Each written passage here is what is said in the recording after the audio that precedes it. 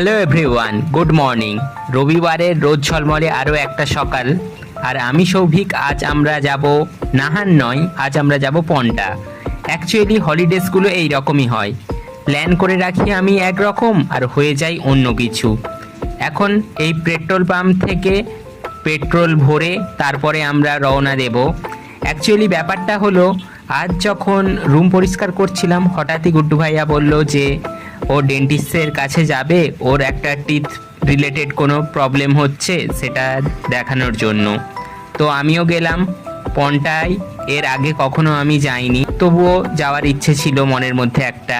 Actually main যে town সেখানে আমরা যাইনি, তার আগেই আমাদের কাজ মিটে গিয়েছিল। তার সত্ত্বেও এই নীল আকাশ আর এই রোদ ঝলমলে ওয়েদার আর সবুজ পর্বতমালা সব কিছু মিলিয়ে দারুণ। আমাদের জার্নিটা দারুণ ছিল। তারপর রোডেতে আস্তে আস্তে কিছু কথা বলছিলাম আর আমি চারপাশের ভিডিওটা ক্যাপচার করছিলাম। এক জায়গায় বসে আমরা একটু কোল্ড ড্রিঙ্কস খেলাম, দেন রুমে ফিরে একটু ফ্রুটস খাচ্ছিলাম।